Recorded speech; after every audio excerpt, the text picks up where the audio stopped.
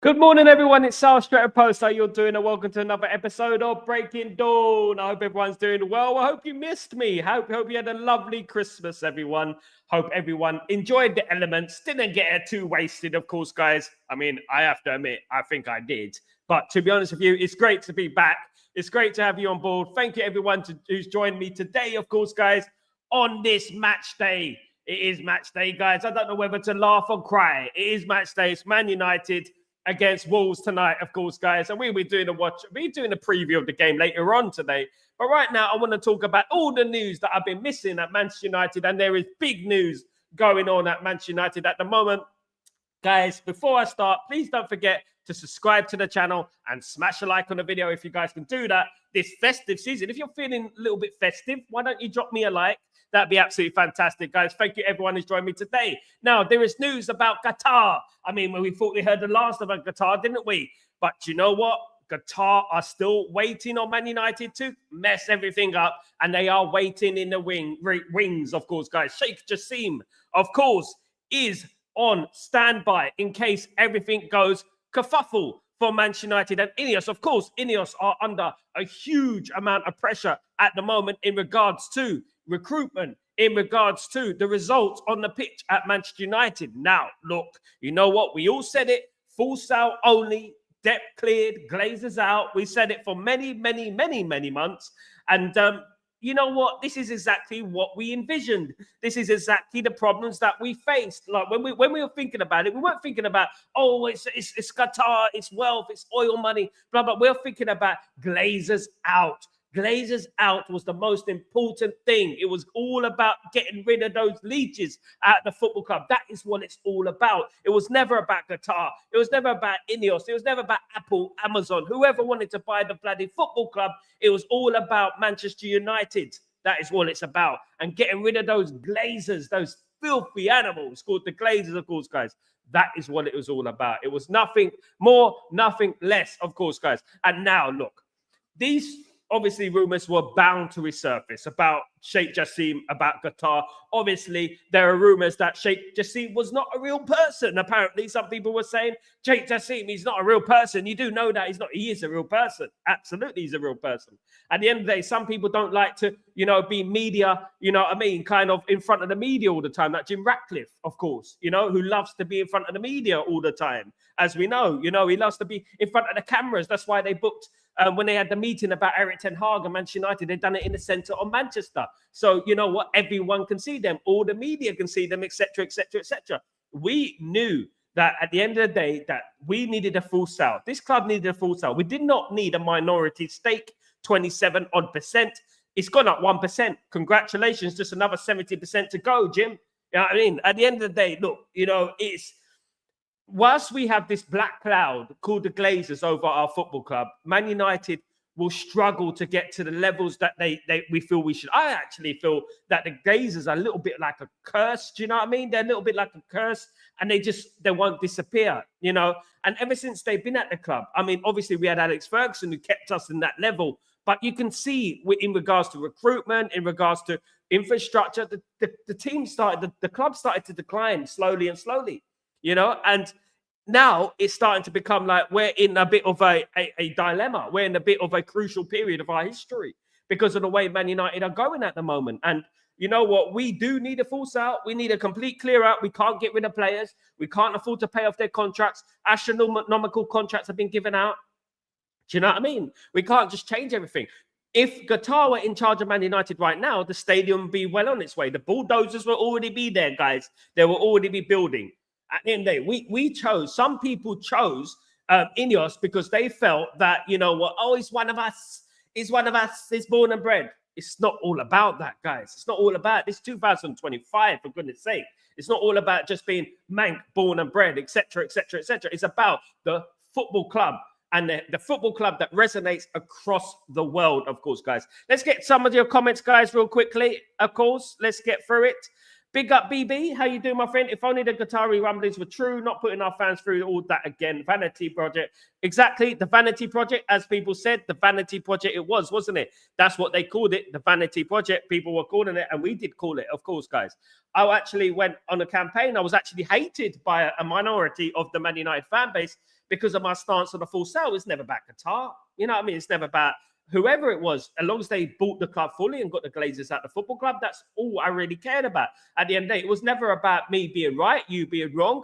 It's about the football club. That is, whenever I make an opinion about this club, whenever I make opinion, I hope for the best for Manchester United, even if I'm proven wrong, because at the end of the day, this is about the club. It's not about me, my ego, you know what I mean, me being right. This is about the football club at the end of the day. And this is exactly what I've been preaching for years. You know what I mean? And at the end of the day, there are people out there who are more interested in their, you know what, their obviously their channel and their, you know, their growth and stuff like that individually in an egotistical manner. But me, it was all about the football club. And from the beginning, I fought tooth and nail, Glazers out, debt cleared, because I feel that is the only way that Man United are going to move forward, and this black cloud that hovers over Old Trafford will disappear once and for all. Look, if we had Qatar in, we maybe could have stayed at Old Trafford. We could have rejuvenated Old Trafford. The money that we would have pumped into the area, it would have been incredible. At the moment, we're searching, begging for government money, and Man United shouldn't be doing that at the end of the day, begging for government money, etc., etc., etc. You know, so that's the way it is. Rasta, how you doing, my friend? Good to see you. Merry Christmas. Hope you're doing well. Bless up and see what happens next month. Let's see what happens next month. Lots to happen, of course, guys. Absolutely. Good morning, Sanjay. How you doing? I hope you had a good time. Hope everyone had a great Christmas with their family, loved ones. Hope everyone is doing good, of course, guys. Glazers out. Absolutely, Sanjay. All day, every day. Glazers out. I was there with my green and gold scarf many years ago when it was going on. And you know what? This is what it's all about, of course, guys. Good morning, Pearl. How you doing? Good day, seasons. Greetings. Never a dull moment. Night. Never a dull moment. And the thing is, whilst we still have these leeches at this football club, there will never be a dull moment at Man United, because there's always going to be drama. Don't be surprised there's drama tonight. I hope not, but don't be surprised that there is, because at the end of the day, this is Manchester United. Nothing is plain sailing. When was the last time we went into a game, we won the game, goodbye, sayonara, move on? We haven't, have we? There's always problems going on at this football club, and you know what? It drives me mad, to be honest with you. Goals for George. Good morning. Merry Christmas. How you doing, my friend? Hope you're doing well. Hope you had a fabulous time, my friend. United should have been enjoying Qatari season, just like the Turkish is doing with boxing with Riyadh this season. True fans know Ineos were a disaster. Fake fans are silent now. Absolutely, goals for George. And you know what? I don't want to sound self-righteous. I actually hope that I was proven wrong. I actually hope that I was wrong. I did. And you know what? People know me on this channel that I'm giving Ineos a chance. I'm saying, look, you know what? Give them a chance. Let's see how it goes. They're in charge of the football club. Well, kind of. And they're in charge of the football club now. And you know what? Let's see what they do. Let's give them a chance. Look, it is still early days. And I know it is still early days. And I know there's a lot of problems at Man United. But at the moment, things are starting to look a bit treacherous, ain't they? And you know what? As we said, if they didn't get it right, soon as the negativity starts, there's going to be rumblings about Qatar. Now, Qatar are waiting in the wings. Sheikh Jassim, of course, is waiting in the wings. Of course, guys. Sheikh Jassim, of course, lost the race to Bayern Manchester United. But you know what? It was Jim Ratcliffe who facilitated the Glazers to stay. And that is the biggest disappointment in regards to when you think about what happened with United during the summer. It was Jim Ratcliffe. If Jim Ratcliffe wasn't there, make no bones about it, the Glazers would be gone. The reason the Glazers would be gone because they cannot afford the rejuvenation of the football club, even the development of Carrington. They cannot afford it. They cannot afford another transfer window. They couldn't do it. So they were looking for a buyer or an investor. Unfortunately, Jim Ratcliffe came along as an investor rather than a buyer.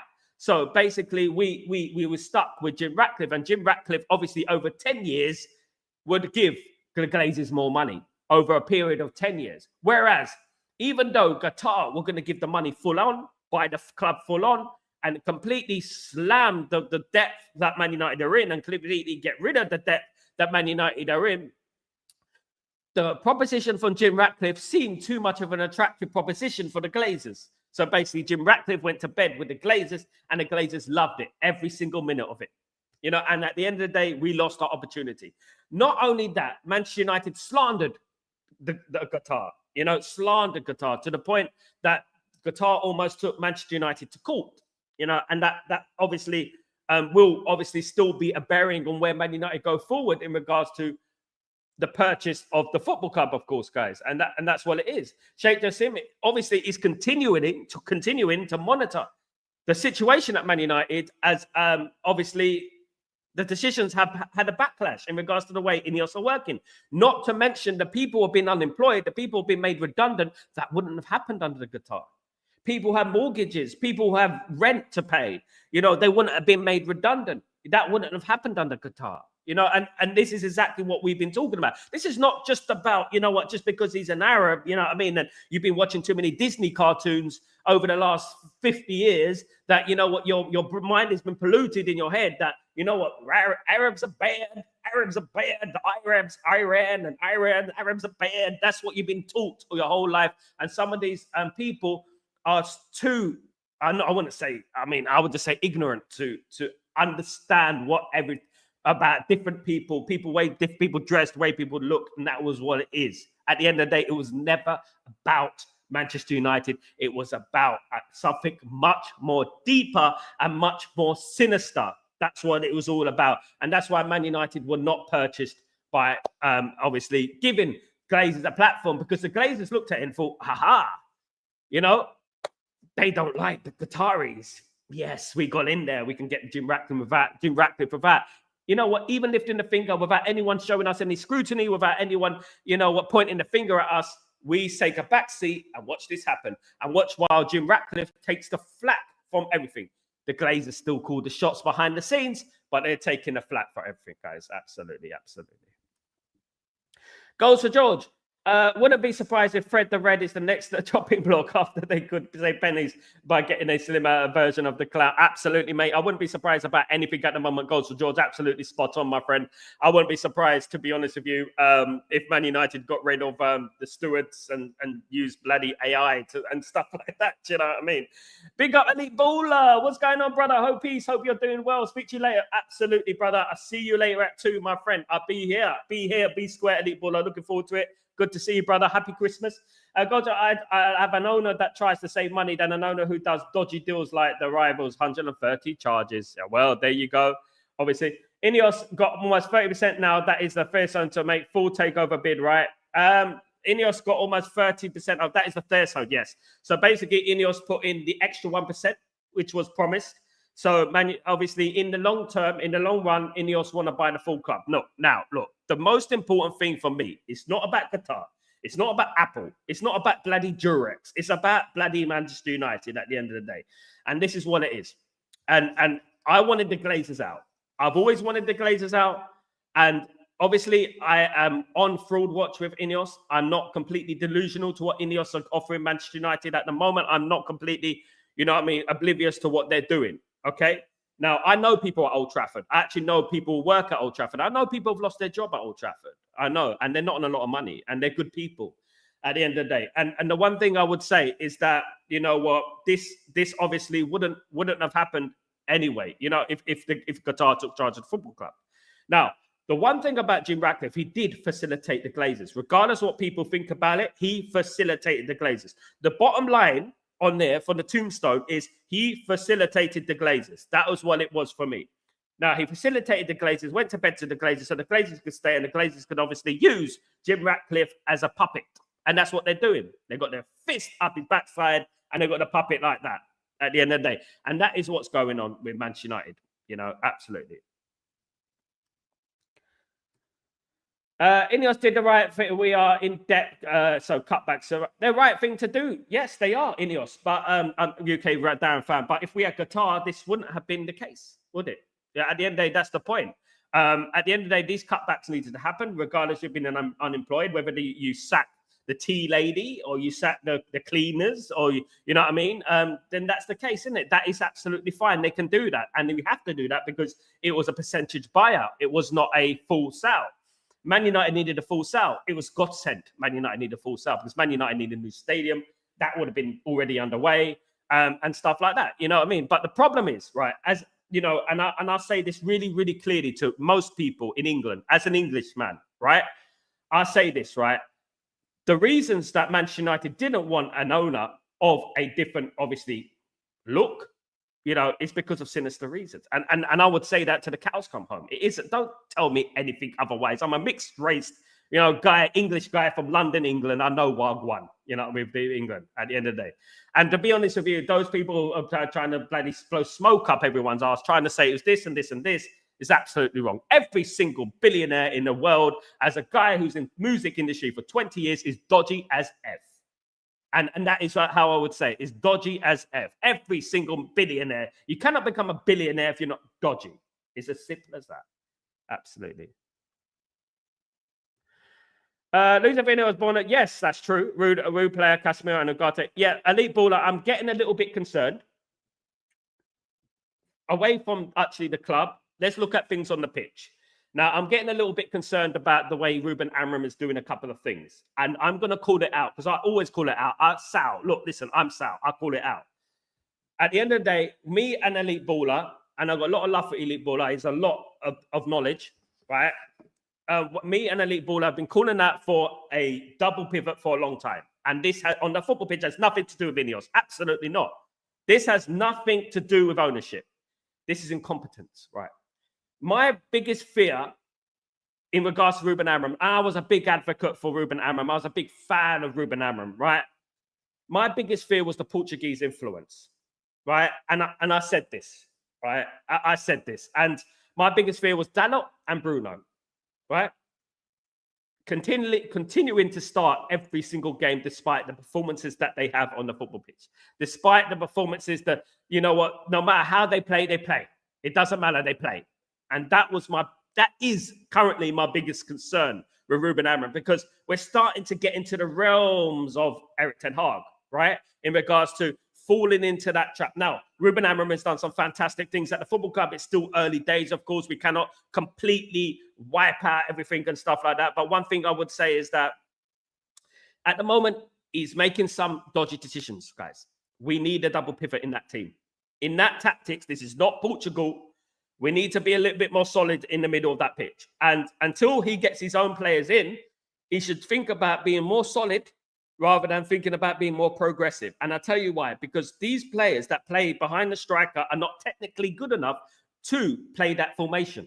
They're not. So the best thing you can do is kind of self-preservance. Self-preservance and basically just keep tight in the midfield and start, you know, when you get an opportunity, you score the goal and like that. Because at the moment, losing 3-0 wasn't anyone's fault, but Ruben Amorim's fault and the players on the pitch fault, a few of them, because I personally feel that a few of them are simply not good enough, in my opinion. They're just simply not good enough, in my guys. Good morning, Irfan. How you doing, brother? I hope you're doing well. Big up, Irfan. Of course, Ineos need to employ the PR firm that Rashford uses to put positive spin on the actions. PR does not work when you hit people in the pockets, but they're absolutely goals for Jim. I agree with you, mate. At the end of the day, absolutely. I believe that Qatar is still, yeah, they're still interested.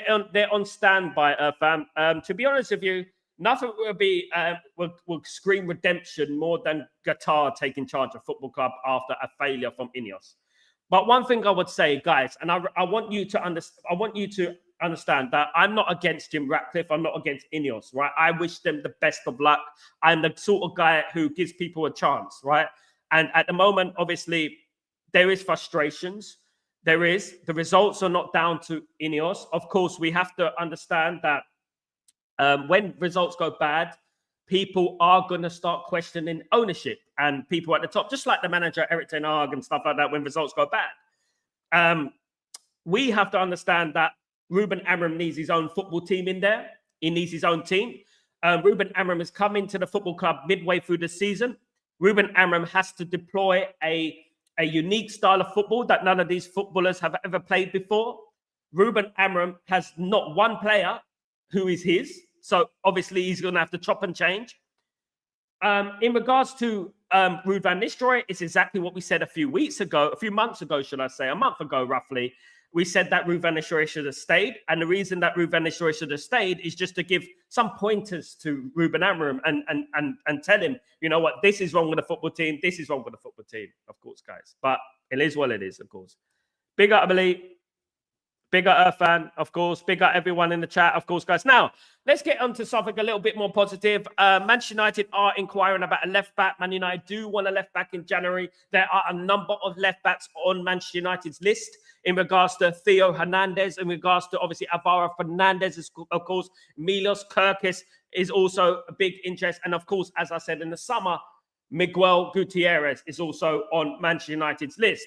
Manchester United could get any one of those players in regards to the left back position.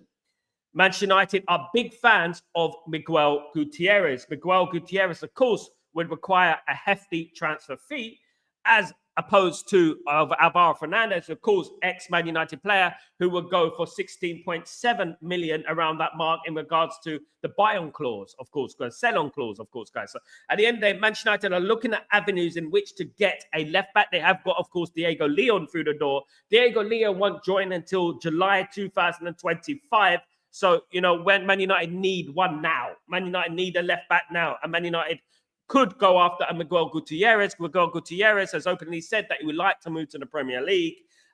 In regards to Alvaro Fernandez, that is another story. Alvaro Fernandez doing okay at Benfica. I'm not going to completely blow smoke up his backside, because at the end of the day, he's doing okay, all right, in the Portuguese league, right? But what we have to say is that I'm a big fan of Girona's Miguel Gutierrez. I'm a big fan of Theo Hernandez as well from Milan.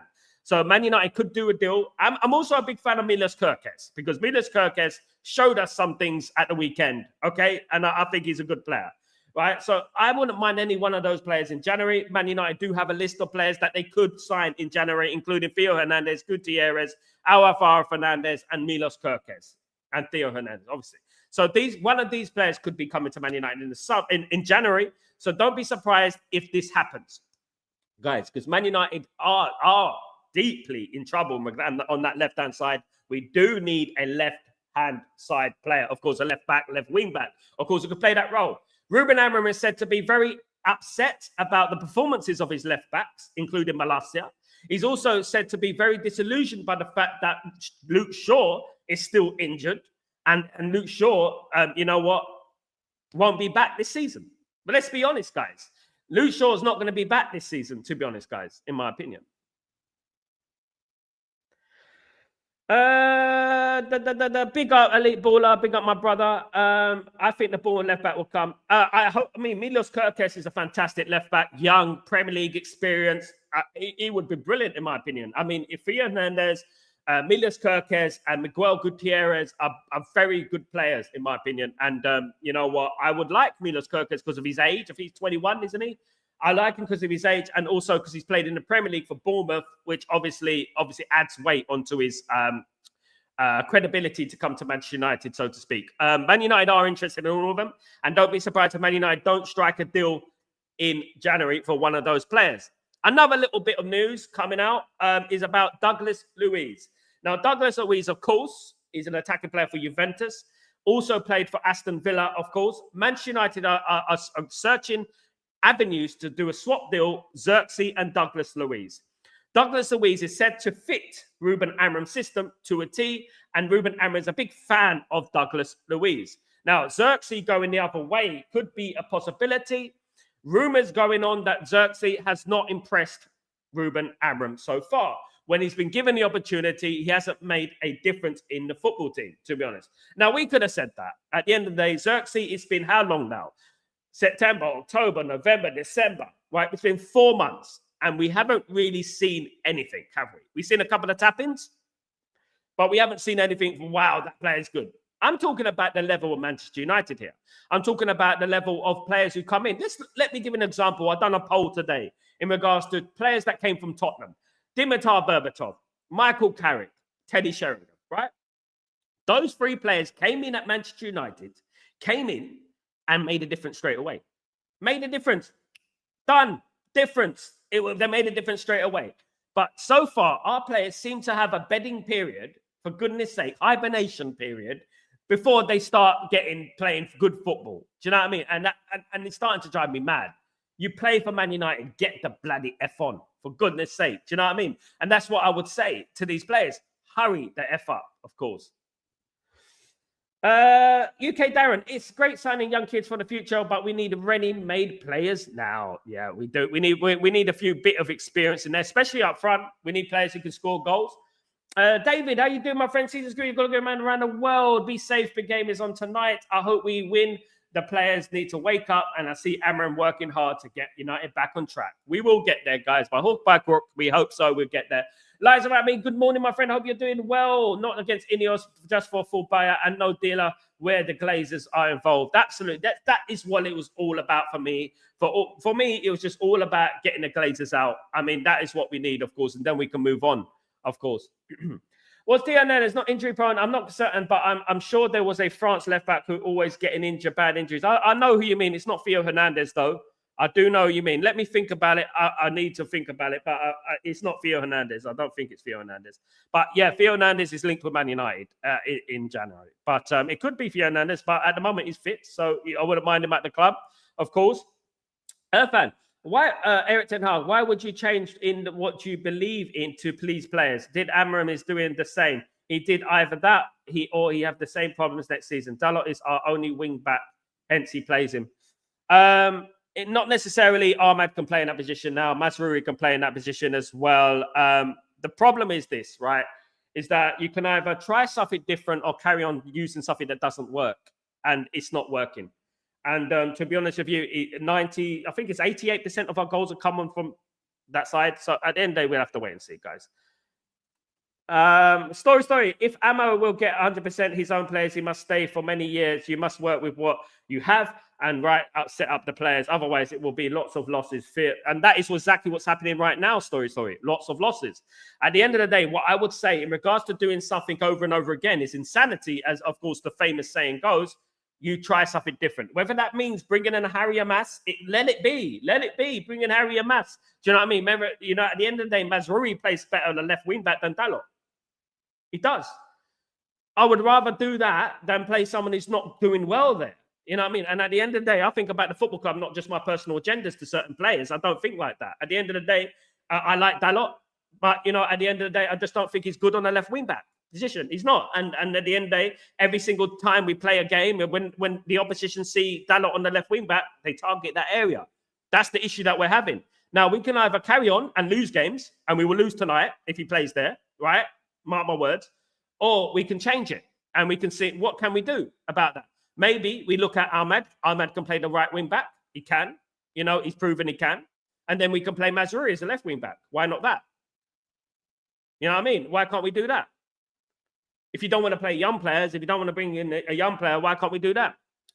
At the end of the day, we got Licha, obviously we got Euro, we got De Ligt. We can play in defense, right? We got Maguire, we can play in defense, right? We got those players at the end of the day in the centre back position. So we can do that, of course. Maybe why good players become bad at United, they get sold dreams before they join. Or maybe they're just not good enough, mate. Maybe they're just they're just not good enough. Maybe we blow smoke up their ass too much, and maybe we just I mean, I know from a guy who's very close to Italian football. I told you, Irfan, that in regards to players like Dalot, they were laughed at Milan. At the end of the day, and to be honest with you, we have to understand that things don't always work out the way we want it to work out. The way my favorite player is Garnacho, guys. One of my favorite players is Garnacho. And he's a great kid, but I'm not going to sit here and say Garnacho should play every single game. He's the man. He should be. He's done this. It's not his fault. There's no one else to play. I'm not doing it. It's about the badge. That's what it's about for me. Right backs I've seen at this football club, from Paul Parker to Dennis Irwin to Gary Neville to Wes Brown at times. Do you know what I mean? At the end of the day, but I mean, even bloody Buckner and players like that are better than what we have now, and that is concerning. Do you know what I mean? That's concerning. Speak later, pal. See you later, Elite Baller. Big up the legend, Elite Baller. Of course, legend of Elite Baller. Absolutely. I was never pro-judging, but he is slowly showing his true colours. Irfan, I can't disagree with that. I can't. Because at the moment, I've heard a lot of bad stories. I heard stories from Nice. I've heard stories from other people around Ineos that this guy, good luck to Man United. That is what someone told me. Good best of luck to Man United. You're going to need it. That's what some people told me. So it is what we feared, of course. Thank you, Elite Baller. You legend. Absolutely legend. Somebody tells Sal that it's not Man United of his 90s. The owners have changed and has an attitude like you can't keep this Manchester.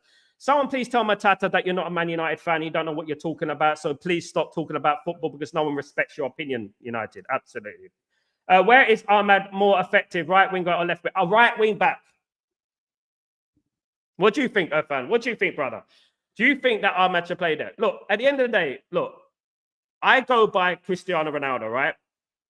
That if you've got a player who could play on the left wing back, like Dalot, right? And he's good, do you sacrifice him and play him on the left? Why don't we play Mazraoui on the right, Dalot on the left? Oh, Mazraoui on the left, Dalot on the right. Why can't we do that? Do you know what I mean? For me, my bro, it's just not working, in my opinion. You know what I mean? It's just not working. At the moment, we have to obviously understand that. It's for me not a left back, but it can work on the team sitting low. Rash and Ghana, also typical wide men. This is the problem. Story. You make a good point in regards to the wide men. When you play two behind the striker, you've got obviously a problem there, obviously, because you have to have those two players as technically gifted. Kind of like an Odegaard sort of player, if you know what I mean. Not a winger, as in Rashford and Garnacho. Even Ahmad's kind of a winger, isn't he? So you have to have, obviously, a kind of a technically gifted kind of player to play in those positions. That will change. At the moment, we don't have anyone. So at the moment, look, I'm just hoping. I'm praying, guys. I'm praying that we do something. Please. You know what I mean? I'm praying that we do something tonight, of course, guys. Guys, I want to bring in another bit of news in regards to Man United scouting network. The one thing I've been impressed, this is not all doom and gloom in regards to Ineos. The one thing I've been impressed about Ineos is their scouting network in regards to Omar Barada and Jason Wilcox, of course, and obviously Christopher Favel, who have been scouting the world, including Africa. And the next player to come through on the conveyor belt is Daba Diakate. Daba Diakate is a Mali player who plays for Malian club Jaliba AC. These players we wouldn't have heard of any in the past, but he's another one, 20 years old, another defensive midfielder. Man United are looking at. Man United have been highly impressed with him. I'm really impressed with this side of things in regards to the scouting in Africa, the scouting in South America. I'm extremely excited about that sort of part of Man United going on. I'm extremely happy about that thing, of course, guys. I am. And at the end of the day, long may it continue. Because I do believe that, you know what, it isn't just about spending 100 million on players. It is about finding the next best thing, the next big thing. Of course, guys, that is also important, you know, and obviously we've got Obi Martin. We've got Kone, of course, guys. And a little bit of news about Obi Martin. Obi Martin may switch his allegiance from Denmark to England. Now, this is obviously big news coming out of obviously England that Obi Martin might switch his nationality to England and play for England. He can still play for England. Of course, he obviously plays in the youth team at Denmark, at Danish, the Denmark team, of course. But until he has a proper cap for Denmark, he can still play for England. He can switch, and he is qualified to play for England. So he could switch his allegiance. But in regards to Daba Diakite, of course, of the Malian player of Jaliba AC, defensive midfielder, Man United could be making a move for the player anytime soon. So another young player coming into the football club that we have scouted, you know, and that for me is pleasing. Obviously, Diego Leon was pleasing. I like that. You know what I mean? At the end of the day. So let's go. Wing backs are natural defenders, but just as good attacking defender. Generational talent. Ahmed's not a defender. Ahmed's not a defender, but the thing with Ahmed, he has more energy than Dalot. Dalot is lazy. He does not run back. And I heard this from Milan as well. The same thing. He's not quick enough to run back. I wouldn't say he's lazy. That's harsh. I'm sorry. But I do think that I don't think he's got the energy, how do you say, stamina to play that position. In regards to everything at Man United, and not just the wing-back positions, guys. It's not just the wing-back positions. We're playing the wrong team completely. You know, in regards to the midfield, we can't play Ericsson or Bruno in that number 8 position. You know, at the end of the day, we need to play a double pivot. And we've been crying out for that for ages. And the one time we play a double pivot, we win the bloody game. No surprise there. We've got Casemiro on 350 grand a week sitting on the bench. Do you know what I mean? Sitting on the bench at the end of the day. So at the end of the day, look, I hope the best for every single Man United player. Dalot, Mazraoui, Ugarte, Casemiro, no matter who it is, guys. I just want the best for Man United, of course, guys. More news coming in is that Ruben Amorim is a big fan of Rafinha. Of course, Rafinha is a Barcelona player who used to play for Leeds United, as we all remember. Ruben Amorim is said to be a huge fan of Rafinha and that he fits into his system perfectly. Now, in my opinion, Rafinha, I mean, we almost signed him instead of Anthony, didn't we? Wasn't it a few years ago? A couple of years ago, we almost signed him instead of Anthony. Rafinha is a good player.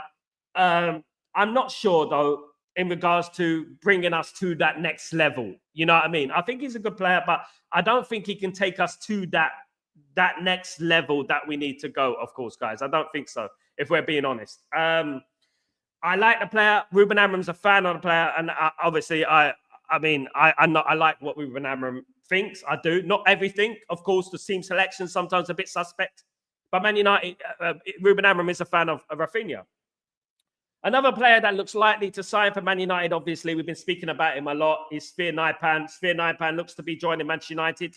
It could be in January. Obviously, the league in Norway has finished, so it could be in January, but it could also be in the summer. Man United could strike a deal in January, but Naipan might not come until the summer. So we're looking at either he comes in January or he comes in the summer. So I would like him to come in January. Of course, I would. The season has finished in Norway, obviously, because it's very cold there. So at the end of the day, Naipan could come, but he looks likely to sign for Manchester United, which is good news. Another great young player coming to Man United, which is fantastic. Big up, Darren. Merry Christmas, Sal. Merry Christmas, Ockerson. How you doing, my friend? Hope you're doing well. United should get Osimhen deal done. It will give United more firing power. Rashford would leave. I mean, obviously, in regards to that, Man United need to offload Marcus Rashford before they can get Osimhen. Obviously, Napoli have great players. They find these gems. I don't know how they find them, but they find these gems. And they've always done that, over the years, of course, guys. And I go back to the 90s, Roberto Stallone, Claudio Bellucci, and players like that who back in the old days when they were in Serie B, of course, guys, I go back with Napoli. You know what I mean? So at the end of the day, look, one thing I would say is that we need to offload Rashford. Obviously, there was big links to Napoli going there. If we can get Rashford out the football club, we can get Osimhen in. We cannot just get one after, but it also works both ways. Napoli need to get rid of Osimhen. Man United need to get rid of Rashford. If we're going to make the swap, that is what needs to happen. And hopefully it can happen, because I agree with you, Elkerson, that Osimhen's a great player. And I've been speaking about Osimhen, obviously, in the summer and stuff like that, at the end of the day. So I would love him at the football club, to be honest with you. I'll be honest, guys, I hold my hand up. I liked even Tony, but even Tony went to Saudi Arabia, didn't he? Even Tony went to Saudi Arabia, so I like him, you know what I mean, as well. But obviously that didn't happen as well, of course. Irfan, Casemiro and Ugarte is our midfield. That's it. Irfan, salutes. I agree. German would make a big mistake switching to England. He has no chance there. He has better luck in Denmark or Nigeria. Goals for George. The problem is, right, you can look at it like this, right? England, right, and I'm going to upset a lot of people here, right? But England are probably one of the best teams in the world, okay? Second in a couple of times in major tournaments, bad manager. They had a bad manager. They still came second in major tournaments. If they had a good manager, which they do now in Thomas Tuchel, of course, England will win things. Trust me. Now, obviously, it depends on the player, what he feels. But if he wants to win things, he needs to play for England, in my opinion. And I think England are on the brink of winning something. I really do, guys. You can clip me the way you want. At the end of the day, that's how I feel about it. Absolutely. Story. What I fear is Amos' ideas are easier in the Portuguese league. I hope I am wrong, but Premier League is a tough league and you've got lots of breaks. Reason I do not believe in 10. Hope Amo can become smarter. The thing is, one thing I will say, story, it's not just black and white like that. Obviously, the compromise, you do not get success through compromise. I tell you that. You play the system you believe is going to work, the system that thumped Man City 4-1 in the Champions League. You play that system, all right? I believe it can work. I just believe he needs the right players to play that system. At the moment, he doesn't have the players to play that system. So at the end of the day, he's playing wingers as number 10, so to speak. So when you've got two number 10s who are basically wingers, even Ahmad's a winger, Rashford's a winger, Garnacho's a winger, it's going to be difficult to implement your style properly. What he needs is his own team. He needs his own team. But this is obviously the problem when you have a new player that comes in mid-season with a backlog of players that are not his. That's always the issue that happens, isn't it? You know, and you know, until he gets a couple of transfer windows and brings a few of these players in, we cannot really judge him. You know, and you know what? This is always going to be the problem. Only a few of those players in that Man United squad are going to survive, I think. Only a few. I do believe that Ineos are going to be ruthless. Well, I hope they're going to be ruthless. They need to be ruthless in regards to some of those players.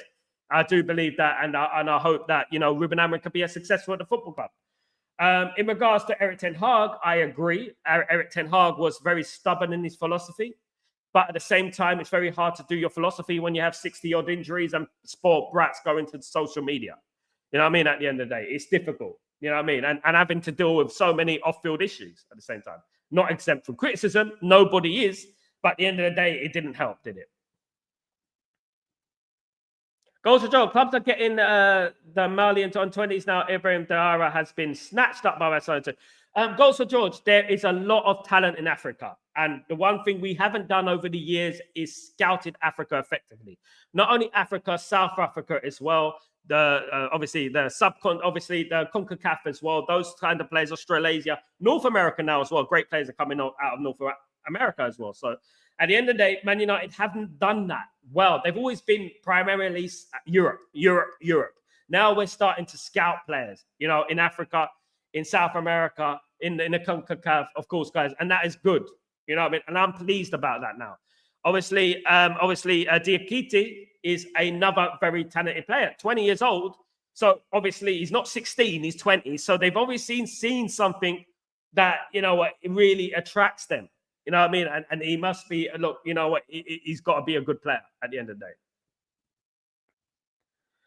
Ahmed say good presser. He created quite a few goals and assists. He would like to take that away. Maybe Amorim must swap that with Mazraoui. It's going to work. I trust and believe it will. I do as well, Fan, my brother.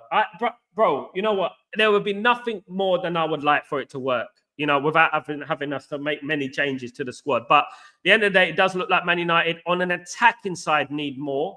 We're not scoring enough goals, to be honest with you. And we need more creativity from everywhere on the pitch, to be honest with you guys. Maybe there's a few tweaks. Sometimes it's not as doom and gloom as you think. Maybe, you know, sometimes there is a few changes and a few tweaks that can be made that will change the whole dynamic of the team and whole, you know, going forward. I really hope so. I'm tired. I tell you, Fan, I tell you, my community, guys, look, I'm tired. I tell you right now. At the weekend, when we lost to Bournemouth, I was literally, you know what, had enough. I thought, I'm lost for words. I mean, regardless how you lose football matches, you don't lose 3-0 to Bournemouth. Not only 3-0 to Bournemouth, but 3-0 to Bournemouth twice at home, right? You don't do that. No team in the Premier League has lost 3-0 to Bournemouth at home. West Ham drew them away, for crying out loud. Do you know what I mean? And when you look at that and, you know, and you think, like, what is going on with Man United? And you start thinking, what is wrong with these bloody players? Are they nervous? Are they scared? What's going on with them? Come on. You know what I mean? Show some bloody cojones and get on with it. You know what I mean? At the end of the day, there's a lot of problems at Man United, and they stem deeper than the manager. They stem deeper than any individual player. There is something wrong with Man United in regards to a cultural thing all round. Our players don't look fit. They don't look fit. They don't look fitter than Bournemouth. They look lethargic. They look void of ideas. And that is not just the manager. That is to do with, you know, 10 years of mediocrity. And sometimes you can play football. I mean, I'll give you an example. When a striker doesn't score goals, the confidence goes down, right? And when your confidence goes down, it's very hard to regain that confidence. I think we got this problem in a number of positions in our football pitch, that we got players there that are so void of confidence that it's like playing with a fridge on your back, so to speak. Do you know what I mean? Like a fridge on your back. And they're finding it hard. They're not enjoying their football. It's pretty obvious that a number of those players are not enjoying their football. And you know what? That one thing that Sir Alex Ferguson used to point at is that, you know what, you enjoy your football. You know what I mean? Enjoy your football. Enjoy it. At the moment, I don't think Man United are enjoying their football. If I'm being honest, guys, I don't. And I hope we can in the future, because that is a big problem that we're having right now. It is confidence, right? But we have to look at ourselves and understand who we're playing for. Manchester United at the end of the day. We could say Manchester United. And a lot of people who don't understand Manchester United will throw that at me. Oh, this is not the 90s. You don't understand Man United. Our past made who we are right now. We're on this stream because of our past, right? That's why we're here. We're on this stream because of our past. At the end of the day, instead of making fish cat accounts, trying to comment, trying to add weight to your dead opinion GK, right? Stop doing that, okay? Because we know who you are, and stop it, okay? At the end of the day, that is not how it is, right? In Man United, we came from adversity. The Munich disaster determined who we are today, right? The Munich disaster is everything what Manchester United are. That's our past, right? Our 90s is the past. Currently, our name is written on that Premier League title 13 times. In total, 20 trophies, guys, in the league. But 13 Premier League titles. Currently, that is a fact. Why? Because that's our past. But it's also our present, currently. Now we can either say, oh, we got to start again. We got to do it again. We got, this is the past. Stop talking about the past. Talk about the past. At the end of the day, those are people who don't really understand Man United. They talk like that. I'm like this. I'm demanding because Man United are the Real Madrid, the Barcelona, the AC Milan, the Ajax, the Porto of England, right? And at the end of the day, if Man United do not reach those levels, we're going to call it out. But we're patient at the same time. But you cannot say, you know what, we're Manchester United. Why would we call Manchester United? Why are we called Manchester United? Because of our past. If it weren't for our past, our past, I wouldn't be here right now. Do you know what I mean? At the end of the day, this is the way, obviously it is, of course, guys, absolutely. Good morning, Kazi. How you doing, brother? I hope you're doing well. I hope you're feeling good, Kazi. I hope you're good, brother. Really good to see you. Good to see you, bro. And hope your family are well and you're doing better, of course, guys, of course. And big up Kazi, the legend, of course. The myth, the legend that is Kazi. Good to see Kazi back, of course. Absolutely. Very, very much so, of course. Let me just get through some of these comments, if I can, if this will go away. There we go. Yale, how you doing, my friend? Hope you're doing well. Are we getting too many wonder kids? We need players with some experience. It's like saying, yeah, I agree, Yale. And I do believe Man United will get some experience in there. There is obviously talk of Victor Osimhen, Theo Hernandez are experienced kind of players, of course, guys. So there is talks of experienced players coming in. But obviously, I do agree we cannot sign a bunch of kids because at the end of the day, we're not going to have success for the next 10 years. But also, we have to understand that some of these kids might be future generational, so we have to bring them in. And that's good. That bodes well. If we can get a few experienced players in and mold the youth players together to create a good team, obviously, like we did in the past, then obviously we have a good future. It is about balance at the end of the day. You do need youth and you do need experience, of course. It is about balance. That is how it should be, of course. Goals for George. Amorim should rely on recruitment and scouts to make signings and make it clear to the media that signings are researched thoroughly by scouts to cover his ass. His signings will be watched like hawks. And so it should, at the end of the day. It should be. And at the end of that, I do believe that Ineos have a huge part to play in that. Omar Barada, of course, Vivel and Wilcox. Wilcox obviously found Diego Leon. He found Diego Leon. So, you know what? At the end of the day, they're doing their job. And there is a judicator of people who are making decisions at Man United at the moment in regards to, for example, if Ruben Amorim wanted, let's say Theo Hernandez. Ruben Amorim wanted Theo Hernandez. There will be a poll, basically a vote. Should we get Theo Hernandez? Pros and cons. Why should we get Theo Hernandez? Why shouldn't we get Theo Hernandez? How should it be? That is how Man United are doing things at the moment. Rumor is, though, guys, that Ruben Amorim wants scouts in Portugal. He wants to assign more scouts in Portugal. Scouts, obviously, he is Portuguese, and he wants scouts to scout Portugal more intensively because apparently the talent is huge over there. Of course, we know. And Ruben Amorim wants Portuguese scouts to come in. What I make of that, I firmly believe, right, that we should have scouts around the world anyway, right? And we should have specialists around the world in regards to scouts as well. We should have those specialists there, you know what I mean? In different countries, Italian scouts, French scouts, Portuguese scouts, do you know what I mean? Brazil scouts and stuff like that, of course. Fan brother, if it goes on, 1 second. Let me just get this back. There you go. Amorim does not have the right balance of players. I agree. This is 10 years of rubbish that has to be cleared up. Amorim got fired like all the other managers. It's the end of United. No manager will join. Afan, my friend, fantastic comment, brother. And I concur. I agree. And at the end of the day, we're going to have to ride this out. We have one of the best young managers in football, and who are we going to get anyway? Who's going to turn this around?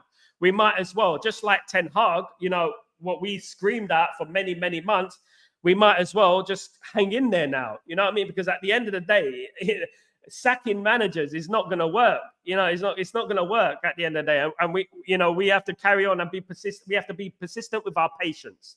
That's what we have to be. Because I know it's easy to jump. We can critique. It's very easy to look. We can critique players. It doesn't mean we dislike players, right? We can say we don't like that player. He should play there. He should play there. But one thing we don't do is overreact, right? We don't become too pessimistic and we don't jump on the manager. Because at the end of the day, we've seen this story 1,000 times, haven't we, bro? And at the end of the day, we need to start hanging in there. Amorim's a fantastic manager, brilliant manager. We've seen what he can do. Look what he did to Man City. We've seen glimpses. But he's going to need his own players there. As you said, Fan, quite rightly, it is all about the balance. And at the moment, we don't have balance. And that is key to success in football. If you don't have balance, you would understand that football, it doesn't generally work out for you. I'll give you an example of the Champions League final against Bayern Munich in 1999. Man United played Ryan Giggs on the right and played Jesper Blomqvist on the left, right? Because obviously David Beckham, Roy Keane was suspended, guys. Paul Scholes was suspended. So we had to play David Beckham in the middle of the pitch, right? Ryan Giggs adopted the right-hand side, which he never played, right? The balance of the team looked atrocious. Man United weren't creating anything. They weren't doing anything. As soon as Giggs moved back to the left, Jesper Blomqvist came out, Sheringham came in, Beckham moved to the right. You saw what was happening, didn't you? I mean, Man United were creating chance after chance after chance when we should have lost the game in the end. But when you look at it like that, that shows you how important balances to a football team. Yale. Well, United has lost 2 games in a row, 3-0. Yeah, Yale. Yeah, I mentioned earlier in the show, it's not good enough. Absolutely not. No way. Bournemouth. I mean, when I was a kid, Bournemouth were in the 3rd division. You know what I mean? Choco, how you doing, my friend? Choco Mocha, good to see you, bro. Top 4 looks very distant. Should we concentrate on the Europa League and hope for significant player clear out of it?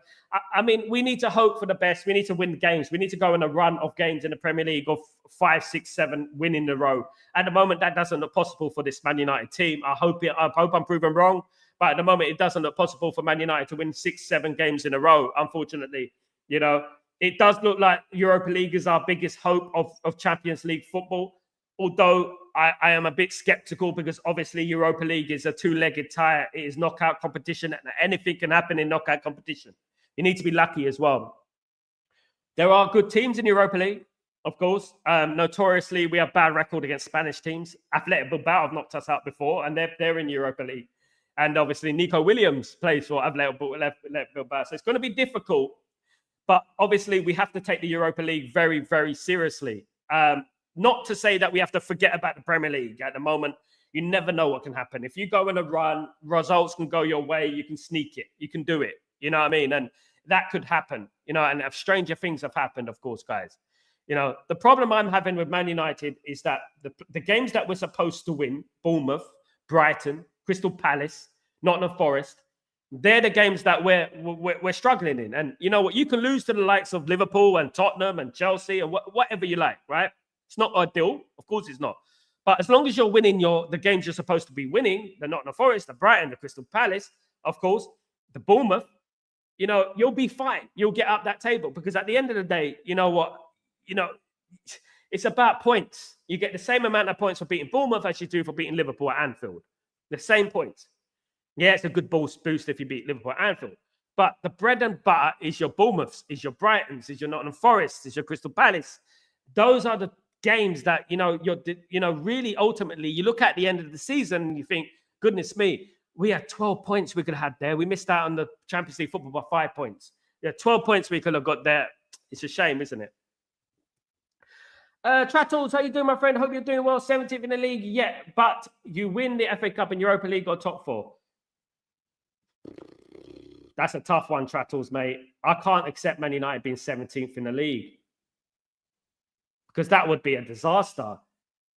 Oh, that's a horrible question. Trattles, that's a horrible question. So, I mean, yes, top... but you win the Euro FA Cup or top 4. 17 league, but you win the FA Cup and Europa League or top 4. For me, and I'm going to say it, guys, it may sound a little bit controversial, top 4. Because what the Premier League does, it shows consistency. If you can come in the top 4 in your first season at Man United, it shows consistency. Yeah, and that means we qualify for the Champions League as well. Europa League, you can win by luck. You can, right? But coming fourth in the league and coming back, that would mean that we would win on an astronomical win run, which will be obviously morale boosting to the football team, etc. Do you know what I mean? And I would take the top 4, Trattles. I would. I definitely would. Goals to George. Maybe it's insane as regards to Dalot and Malacia because that's the definition. Surely we have players from the academy that can play left wing back, Standard, Amram. I believe in them. I believe in the academy as well. I like Harry Amas, but I also trust Ruben Amram's judgment. I like Murray as well. I like Rice Bennett. Of course, Kulungi is another one coming through. I like all these young players. I'm a big believer. You give young players a chance, they'll never let you down. Alex Ferguson said that. You also, if you don't give youth players a chance, they stagnate and disappear. Alex Ferguson almost said that as well. So I do believe that you should bring 1 or 2 in. 15 minutes here, 10 minutes here is not going to hurt. You know what I mean? It can't get any worse than it's been when we're losing 3-0 to Bournemouth. You know what I mean? And that's one thing I would say in regards to that. Tonight, it's all about the team. It's all about Man United winning the game, of course, guys. I've got my match preview later on, of course, guys, 2 p.m. UK time. And I'm looking forward to that, obviously. The match tonight. It's going to be a nerve-wracking one, of course, guys. Absolutely. I switched off the TV when we gave away the penalty. I never on Netflix on my tab peeped again and again 3-0 behind and realized I'm not backing down. I watched again. It hurts, but we will be back. Fan, love it, mate. Love the comment. Absolutely. You never give up on your football team, fan. You never give up. And I said this at the weekend. People want to give up. This is not the club for you. At the end of the day, through success and through despair, we're here, guys. We're here supporting our football team. It's not all about success. Because when we will be successful again, and we will be successful again, we will be here for it. We will be here for it, and it'll feel great because we've been through the mud. You know what I mean? At the end of the day. And I will never turn my back on this football team. I'll be extremely frustrated. I'll be extremely annoyed. But you know what? When the dust gets settled, I will still support this football team regardless. I won't throw away my shirt like I've seen some people saying and going to support another team. And I've seen people doing this sort of things, of course, guys, at the end of the day. And one thing I would say is that, just keep believing, you know what I mean? And just keep persevering because Man United will get there. The cream always rises to the top in my bit. Spot on, fan. Big love. Yale, we dominated Bournemouth. It's really strange to watch United these days. We should have trashed Spurs and we didn't. We should have thrashed Bournemouth. We didn't. I mean, thrash is, I'm not sure, Yale, but I don't think we had thrash in our mind. Bournemouth were dangerous as well. We played okay. And when I compare it to what Man United should be, we didn't play nowhere near good enough. And to be honest with you, we gave up. And that is the biggest concern for me. Man United never used to give up. But when we were 2-0 down, it seemed like we threw in the towel, And usually Man United, when I was growing up, we definitely didn't do that.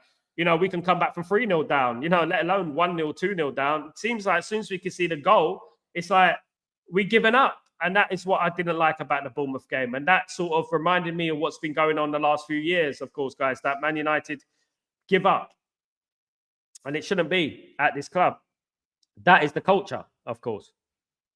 Fan, United will always be an elite football club. It is many footballers' dream to play for United. Good player. Absolutely, mate. It was my dream to play for Man United. Never good enough, of course, guys. But at the end of the day, these players should know who we are. As I said, the guy who takes the manager around Old Trafford when they first go to the football club, they need to do that with these players and remind these players who they're playing for. Do you know what I mean? And again, people who throw our past into the bin and stop talking about the 90s and stuff like that, I really wish they would just be quiet. You know what I mean? Because at the end of the day, they don't know what this football club is about. And really and truly, I don't know whether they should just watch kabaddi or they should just watch cricket, because at the end of the day, they're not really contributing to a successful Man United, because our success comes from our past. At the end of the day, that is where it comes from. And without our past, we wouldn't be where we are today. And that is with everything in life. You know what I mean? A plan, obviously, turns into a development, turns into, you know what I mean, what it is at the end of the day, how I would say it. I think Ineos' strategy is to bring generational talent before they join Madrid or Barcelona, then they focus on the established players. If that's the truth, then trust me, it's going to be a potent squad. I agree, Fan. I mean, I'm not disagreeing with that. They're doing well in regards to Jason Wilcox in particular. They're doing very well, and obviously Vavel and Barada are doing fantastic. Amram should know that 50% of fans were still behind Erik ten Hag and never wanted another process and rebuild cycle. His decision with Portuguese bias, midfield bad profile, and not using academy are unpopular. They are. We call out things, goals for George, the way they are, and we play it on a balanced thing. You know, at the end of the day, what I would say is that I'm giving Ruben Amorim until next season. I told you guys, at the end of the day, if he wins the Europa League, that's good. And to be honest with you, we have to give him time. We have to. But obviously, we do pick out things that we see signs of negativity. We see signs of problems. And when we see a sign of a problem, we like to call out the problem. The problem for me is that obviously he needs to be a bit more careful in regards to the way he sets his team up and stuff in the midfield. We don't have the players. He doesn't have his own players, guys. So one thing we have to say is just be patient. Just let him bring in his own players first, you know what I mean, before we say anything, because at the end of the day, he doesn't have them. And, you know, we shouldn't be losing 3-0 to Bournemouth. No Manchester United team should ever lose 3-0 to Bournemouth. That is not what we should be doing. But one thing I would say is that I'm giving him the benefit of the doubt. He's trying to implement a unique style of football at this football club, you know, and I would give him time myself. I would, in my opinion. Amram did last longer than the new sporting coach lasted. He was removed after a month. They are on the third match. I didn't rate Rashford anyway, so I wasn't surprised about that, Yale, to be honest with you. At the end of the day, reading that Rosenborg coach has been in sporting on a course and knows Amram well. Naipan would suit Amos well. Absolutely would. Story. I'm excited about Naipan. Naipan looks to be becoming a Man United player very soon, of course. Absolutely. Naipan looks to be on his way to Ajax. I think he's coming to Man United. Well, we'll have to see. See you later, Sanjay. Hope you're doing well. Culture fans dreaming of major signings and clear outs are really deluded. Uncle Scrooge can never spend money like that based on what that's been doing. We have to wheel and deal in the transfer market, you know, to get rid.